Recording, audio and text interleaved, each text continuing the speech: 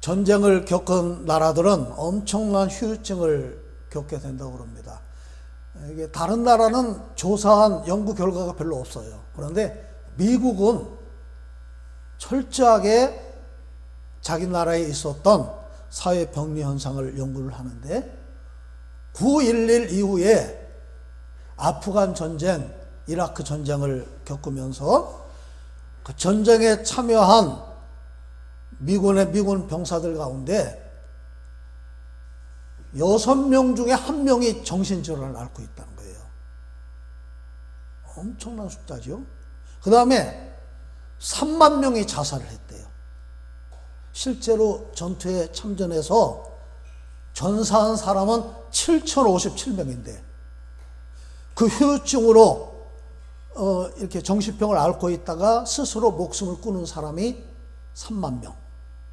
그러니까 대표적인 정신질환 가운데 PTSD 증후군이라고 하는 게 있어요. 그게 외상 후 스트레스 장애라고 하는 그런 질병인데 극심한 스트레스를 겪고 나면 그게 트라우마로 남게 되는 그런 질병이라고 말을 합니다. 우리도 6.25 전쟁을 겪었지요. 제 친구 아버지가 어렸을 때 그 이야기를 들으면 군인이었는데 이 포 소리만 나면 이분은 그냥 막 정신공황 온다는 거예요. 하도 그냥 전쟁터에서 이 포 소리를 많이 들어서. 사회학자들이 6.25 전쟁을 겪은 우리나라의 사회병리 현상을 연구를 했다는 거예요. 그런데 한국은 전쟁으로 인한 그런 사회병리 현상이 굉장히 적다. 그런 연구 결과를 얻었다는 거예요. 그 이유가 뭐냐? 우리나라에는 다른 나라하고 비교할 수 없는 훌륭한 가족 제도가 있다는 거예요. 어려서 우리는 가정 속에서 엄청난 사랑을 받고 가정 안에서 먹이고 젖을 먹이고 업어서 키우고 한솥밥 먹고 그렇게 우리는 큽니다. 그래서 가정 속에서 보듬어지고 가정 안에서 자연스럽게 치유가 되었다는 거예요. 세계적인 석학인 아놀드 토인비가 한국의 가족 제도는 지구상에 존재하는 어떤 제도보다도 훌륭한 제도다. 그렇게 아주 극찬을 했을 정도로 우리나라는 훌륭한 가정제도를 가지고 있습니다. 그런데 그 가정들이 무너지고 있다는 거예요. 2021년 통계청 발표에 의하면 지금 혼자 사는 가구가 716만 6천 가구래요. 3가정 중에 1가정은 지금 혼자 사는 거예요. 아이가 없이 부부가 사는 가정이 28.3%. 자, 결혼은 지금 많이 줄고 있죠. 근데 이혼은 또 늘고 있어요. 그래서 결혼 대비 이혼율이 몇 프로냐? 54.8%. 100가정이 결혼을 하면 55가정이 이혼을 한다는 거예요. 1년에. 이게 엄청난 통계입니다. 가정의 위기에서 가장 심각한 문제는 자녀를 낳지 않는다는 거예요. 이것은 우리 사회 전반의 문제인데 작년 12월 2일 날 뉴욕타임즈에 한국은 사라지는가 라고 하는 기사가 실렸는데 우리나라의 극심한 저출산 문제를 지적한 그런 기사입니다. 현재 우리나라는 세계에서 가장 낮은 출산율을 기록하고 있다고 합니다. 이제 출산율이라고 하는 것은 가임 여성 15살부터 49세 그 여성이 아이를 낳는 그 숫자를 얘기하는 거예요. 2.1%가 되면 인구를 유지할 수가 있다고 그래요. 그런데 1.3%가 되면 자연스럽게 그 나라는 소멸이 된다는 거죠. 그래서 저출산 국가라고 분류를 하는데 우리나라는 2002년에 이미 초저출산 국가에 진입을 했습니다. 1983년에 2.06명, 2002년에 1.17명, 초저출산 국가죠. 그 다음에 2023년에 0.72명, 작년 4분기 통계는 0.65명. 가정에 자녀를 한 명도 낳지 않는 거예요. 근데 이게 더 심각한 것은 점점 더 출산율이 떨어지고 있다는 거죠. 그런데 그렇게 되면 어떻게 됩니까? 우리 사회가 자연스럽게 점점 고령화 되는 거예요. 지금 이렇게 전체 우리나라 인구의 중위 연령이라고 그 표현을 하는데, 중위 연령이 45.6세입니다.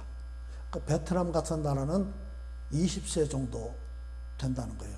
인구가 젊으니까 노동력이 풍부하죠.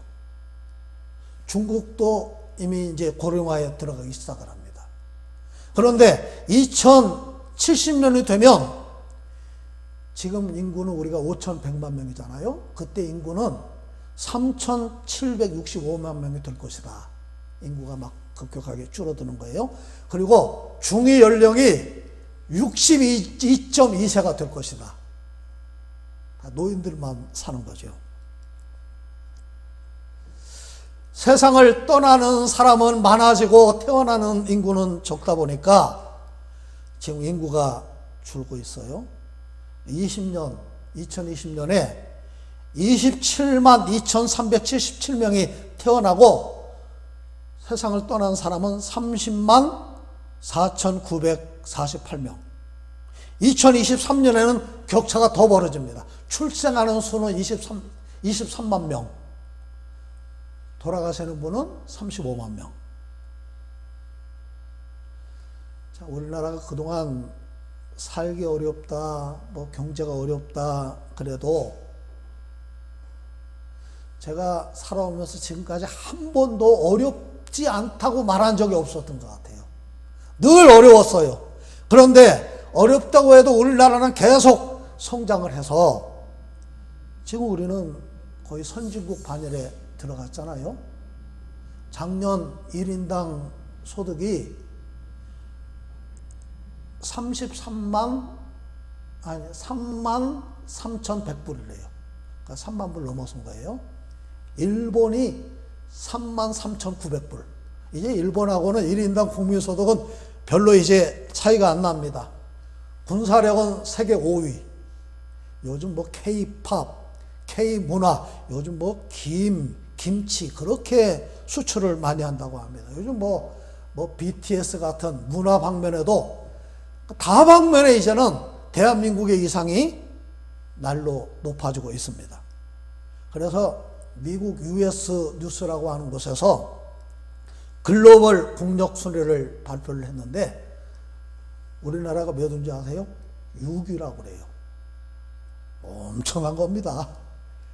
뭐 6위면은 어느 정도냐면 뭐 저 OECD 국가들 가운데도 뭐 이탈리아, 스페인 뭐 그런 나라 다 제친 거예요. 그런데 OECD에서 11개 생활 영역을 각 나라를 조사를 해서 비교를 했는데 그게 이제 삶의 질 지수라고 얘기를 합니다.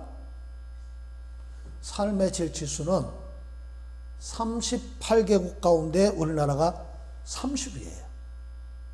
좀 멕시코 막 이런 나라하고 비슷한 거예요. 노인 빈곤율이 OECD 국가들 가운데 1위. 선진국은 노인들이 부자예요. 노인들이 여유가 있습니다. 자살률 세계 1위. 노인 자살률도 마찬가지예요. 저출산율 세계 1위. 한국의 행복지수를 조사를 했는데 전 세계 조사한 나라 149개국 가운데 59위래요. 그 말은 무슨 말이냐? 우리나라가 경제적으로는 잘 살게 되고 민주화는 이루어냈지만 국민들의 삶이 행복하지 않다는 거죠. 여기에 저출산의 원인이 있어요. 여러 가지 원인이 있겠지만 경제적인 원인이 가장 크다고 봅니다. 혼자 살기 힘들어요. 둘이 살기도 힘듭니다. 아이를 낳아서 키우는 거는 더 힘들어요. 그래서 뉴욕타임즈 칼럼니스트 다우 쇼트라고 하는 사람이 그 문제가 뭐냐? 이 대한민국에 혹독한 학업 경쟁 문화가 있다. 바로 그게 문제다. 라고 지적을 했습니다. 그러니까 우리나라가 너무 경쟁이 심하다는 거예요. 학교 들어가기 전부터 경쟁이 시작되고 초등학교, 중학교, 고등학교, 대학 취업하려면 또 경쟁을 해야 되고 소수만 살아남는, 그러다 보니까 삶이 안정되지 못하고 불안하다는 거예요. 제가 오늘 가정의 달을 맞이해서 우리나라의 그 저출산 문제를 얘기하는 것은 성경을 보니까 가정을 이루고 자녀를 낳는 것은 하나님의 섭리고 하나님의 축복입니다. 생육하고 번성하라는 것이 하나님의 명령입니다. 유대인들은 지금도 자식을 적게 낳는 것을 굉장히 수치스럽게 생각을 하는 그런 문화가 있다고 합니다. 세계적으로 가장 출산율이 높은 나라가 이스라엘이에요. 지금도 보통 3명, 4명을 낳는데요. 출산율이 3.1%. 근데 그 초정통 유대인 집단을 하레드라고 하는데 그 사람들은 국가에서 다 양육을 해줍니다. 그들은 출산율이 몇 프로냐? 6.6%. 가정마다 6명, 7명을 낳는 거예요. 참 우리가 안타깝죠. 시편 127편 3절 보니까 보라, 자식들은 여호와의 기업이요 태의 열매는 그의 상급이로다. 젊은 자의 자식은 장사의 수중에 화살 같으니 이것이 그의 화살통에 가득한 자는 복이 있도다, 복되도다, 그렇게 말씀을 했습니다. 자식은 하나님이 주신 선물인 줄로 믿습니다. 자식은 최고의 복이에요. 저는 어렸을 때 호기심의 교회를 갔어요. 참 부러운 사람이 있어요. 믿음의 가정에서 태어난 사람이 참 부럽더라고요. 우리 김정순 권사님 아버님이 신앙의 뿌리예요.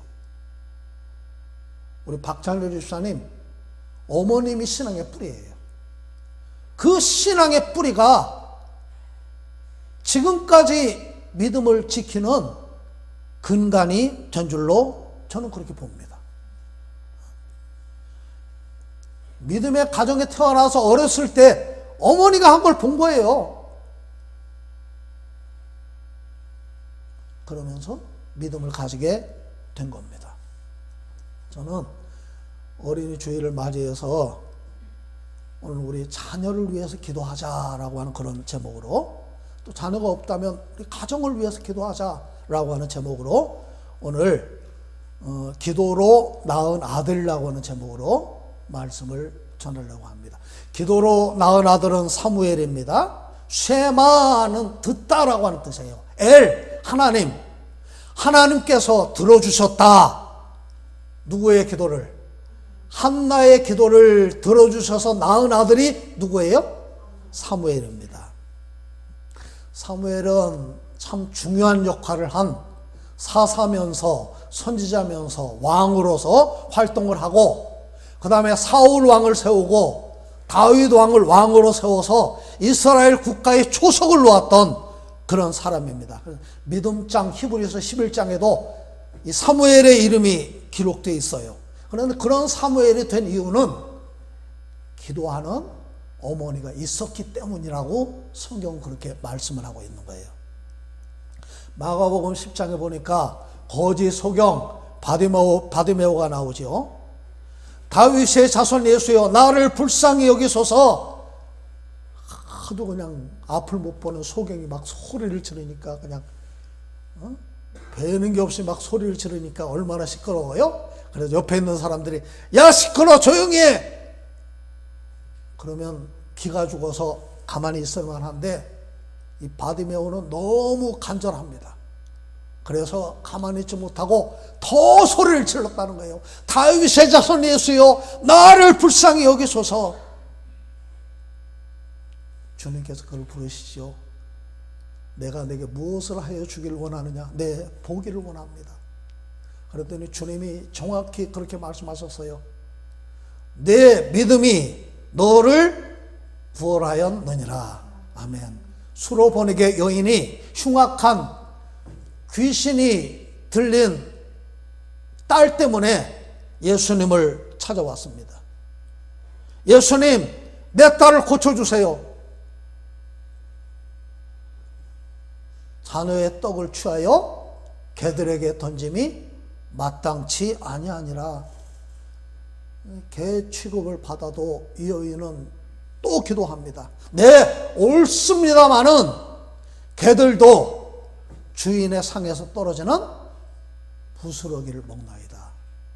얼마나 겸손하고 간절하게 주님께 구한 겁니까? 포기하지 않고 겸손하게 끈질기게 기도했다는 거예요. 여러분, 기도가 믿음인 줄로 믿습니다. 어떤 기도? 간절한 기도, 겸손한 기도, 끈질긴 기도, 바로 그런 기도의 여인이 한나입니다. 구하라 그리하면 너에게 주실 것이요 찾으라 그리하면 찾을 것이요 문을 두드리라 그리하면 열릴 것이니 구하는 이마다 받을 것이요 찾는 이는 찾을 것이요 두드리는 이에게는 열릴 것이니라. 아멘. 이 한나라고 하는 이름의 뜻은 풍성한 은혜라고 하는 그런 뜻입니다. 우리 2절에 보니까 엘가나에게는 2명의 아내가 있었죠. 한나, 분인나. 근데 한나 이름이 앞에 있어요, 뒤에 있어요? 앞에 있죠. 그걸로 볼 때 한나가 첫 번째 부인이고 분인나가 후처인 것으로 그렇게 봅니다. 그런데 분인나에게는, 후처인 분인나에게는 자식이 있는데 한나에게는 자식이 없어요. 자, 한나의 고통을 6절 말씀은 이렇게 표현을 하고 있습니다. 6절 시작. 여호와께서 그에게 임신하지 못하게 하심으로 그의 적수인 분인나가 그를 심히 격분하게 하여 괴롭게 하더라. 예, 이 고통이 얼마나 심했는지, 자식이 없는 고통이 얼마나 심했는지 분인나를 뭐라고 표현을 했어요? 적수. 영어 성경에는 라이벌이라고 되어 있어요. 근데 그 옛날 성경에는 뭐라고 되어 있죠? 그렇죠. 대적이라고 그렇게 되어 있습니다. 그러니까 이게 이제 적수, 이 대적은 내 약점을 계속 찌르는 거예요. 나를 괴롭게 하려고. 이 차라라고 하는 단어는 첫 아이를 낳는 고통을 이 차라라고 그렇게 한다고 그래요. 그만큼 힘들게 했다는 거예요. 막 해산, 막 첫 아이를 낳을 때 그 진통이 오고 막 몸이 죽을 만큼 괴로웠던 그런 고통을 여기서 표현하고 있는 거예요. 그 다음에 격분하게 했다. 이 카이스라고 하는 말은 괴롭히다, 약올리다, 슬프게 하다, 화나게 하다, 그런 뜻이에요. 온갖 방법으로 막 한나를 화나게 하고 막 슬프게 하고 약을 올리고 괴롭혔다 그 말이에요. 괴롭게 하더라. 람이라고 하는 말은 천둥이 치다, 큰 소리를 내다, 그런 말이에요. 이 말씀을 보면 저는 머릿속에 그렇게 생각이 돼요. 한나는 막 기고만장합니다. 큰 소리를 치는 거예요. 그런데 분인나는 그렇게 하는데 한나는 기가 죽었어요. 늘 상처받고 괴롭힘을 당하는, 왜? 없는 것 때문에. 이게 그 당시에 성경 기록될 당시에 자식이 없다고 하는 것은 얼마나 고통이었냐. 저는 그 창세기 16장을 보니까 아브라함의 아내였던 사레가 아들을 낳지 못합니다. 그래서 자기의 몸종이었던 누구? 하갈을 아브라함의 첩으로 줍니다. 왜? 그를 통해서 아들을 낳아서 그 아들을 안기 위해서. 그런데 여종이었던 하갈이 아브라함과 사이에서 임신을 했어요. 근데 임신을 한 걸 알고 성경에 분명히 그렇게 기록되어 있습니다. 자기 여주인을 뭐 했다? 멸시한지라. 아니, 종이 자기 임신했다고 주인을 멸시할 정도니까 그렇게 자식의 위세가 크던 그런 때입니다. 누가복음 1장에도 그런 기사가 기록이 되어 있죠. 세례 요한의 어머니 엘리사벳이 늙도록 자식을 낳지 못했어요. 그러다가 세례 요한을 임신한 다음에 5달 동안 숨기고 있다가 그렇게 고백을 했습니다. 주께서 나를 돌보시는 날에 사람들 앞에서 내 부끄러움을 없게 하시려고 이렇게 행하심이라. 나이 많은 여인이 임신해서 지금 같으면 창피해서 이렇게 숨어 있었던 게 아니라 내가 임신했다고 하는 사실을 자랑하려고 막 배를 내밀고 이렇게 있었다는 거예요. 자, 우리 7절 말씀을 같이 보겠습니다. 시작. 매년 한나가 여호와의 집에 올라갈 때마다 남편이 그같이 하매 분인나가 그를 격분시키므로 그가 울고 먹지 아니하니. 그러니까 막 매년 그랬으니까 막 반복적으로 격분시키고 속을 뒤집어 놔서 밥맛이 없을 정도로 이게 얼마나 큰 고통인지를 우리는 알 수가 있겠죠. 자, 한나의 고통은 2가지입니다. 첫째, 자식이 없다는 거예요. 오늘 우리가 고통당하는 이유가 뭐예요? 남들에게 있는 거 내게 없다는 거예요. 돈이 없어요. 건강이 없어요. 사람이 없어요. 2번째, 대적 분인나 때문에 고통을 당했습니다. 사람 때문에 고통을 당한 거예요. 참, 그럴 때 우리는 막 원망하고 불평하기 쉬운데, 한나는 분인나와 싸우지 않고 사람을 향해서 원망하지 않고 내 문제, 내 고통을 가지고 하나님께 가지고 갔다는 거예요. 우리 모두에게도 고통이 있지요. 내 문제를 사람을 통해서 해결하려고 하지 마세요.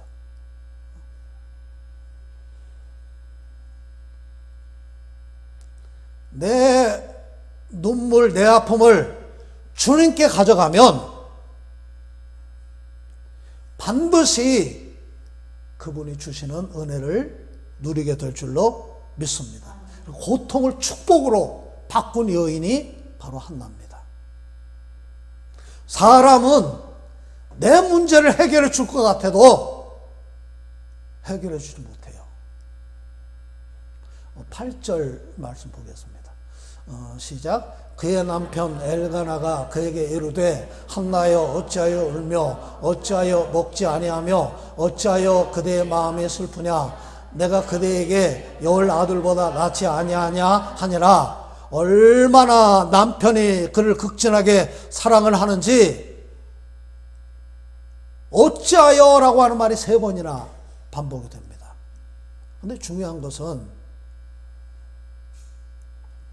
그런 남편도 내 고통을 해결해 줄 수 없어요. 우리가 내 고통은 내가 감당해야 될 몫이지 누구도 대신 져줄 수가 없어요. 누구도 대신 감당해 줄 수가 없습니다. 수고하고 무거운 짐진 자들아, 누구에게 오라고요? 다 내게로 오라. 예, 내가 너희를 쉬게 하리라. 예수님 안에서 쉼을 얻으시기를 바랍니다. 자, 우리 10절 말씀 보겠습니다. 시작. 한나가 마음이 괴로워서 여호와께 기도하고 통곡하며, 한나는 사람의 위로를 구하지 않고 자신의 괴로움을 가지고 하나님께 가서 하나님 앞에서 울었다는 거예요. 우리의 기도를 들으시는 주님,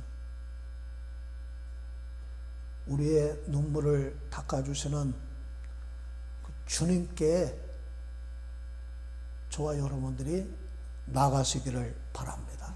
11절 보겠습니다. 시작. 서원하여 이르되 만군의 여호와여, 만일 주의 여종의 고통을 돌보시고 나를 기억하사 주의 여종을 잊지 아니하시고 주의 여종에게 아들을 주시면 내가 그의 평생에 그를 여호와께 드리고 삭도를 그의 머리에 대지 아니하겠나이다. 아멘. 한나는 서원 기도를 하나님 앞에 드렸고, 하나님 내게 아들을 주시면 내가 그 아들 하나님께 바치겠습니다. 그리고 그 약속을 지킨 다음에 사무엘상 2장 21절 보니까 3남 2녀를 더 낳았어요. 4남 2녀를 한나가 낳은 거죠. 자, 12절 보겠습니다.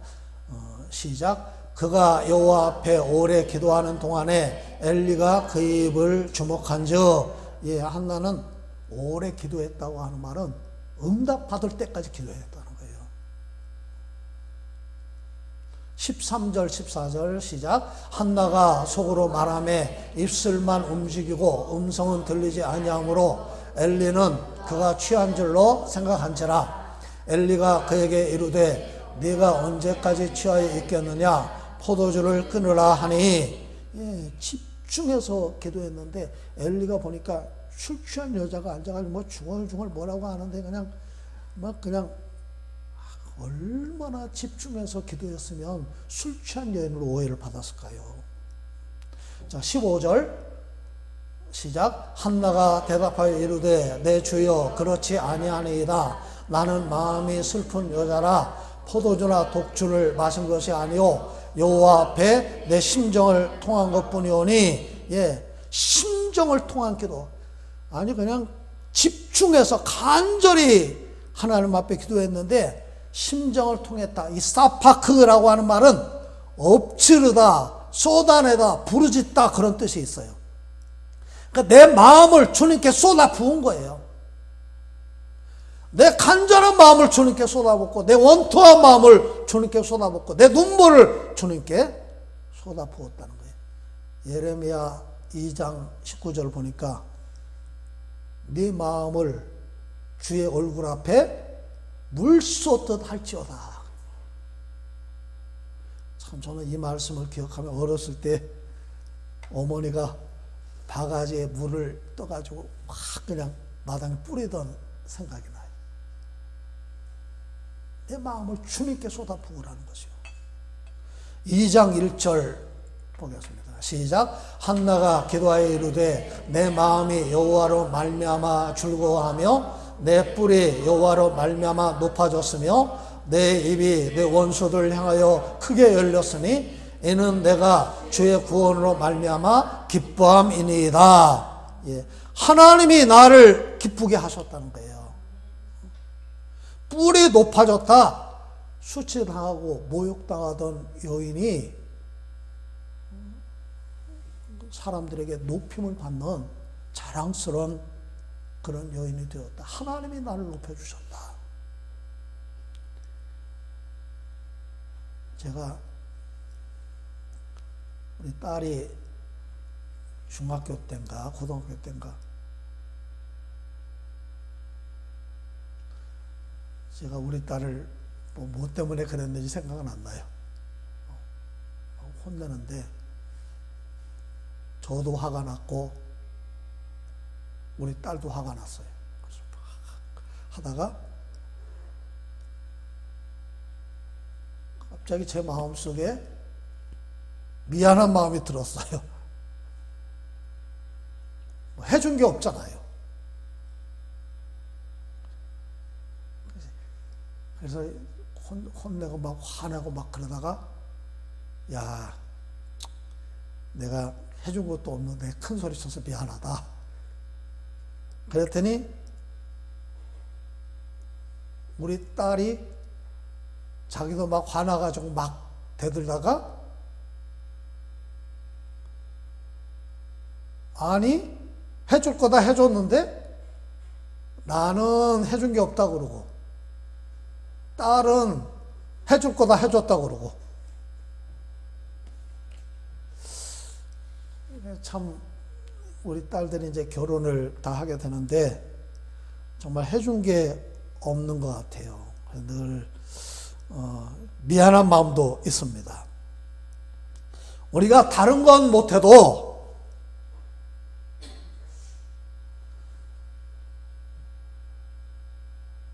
자식을 위해서 기도할 수는 있잖아요.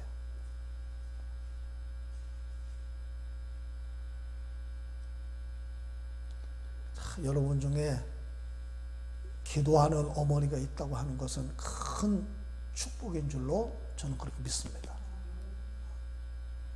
그분들께 감사하세요. 그리고 여러분들이 기도의 어머니가 되시고, 어머니만 그래요? 내 가정을 위해서 여러분 많이 기도하시고, 주님은 우리의 기도를 응답하시고 눈물의 기도가 헛되지 않을 것을 분명히 믿으시기를 바랍니다. 우리 기도하겠습니다.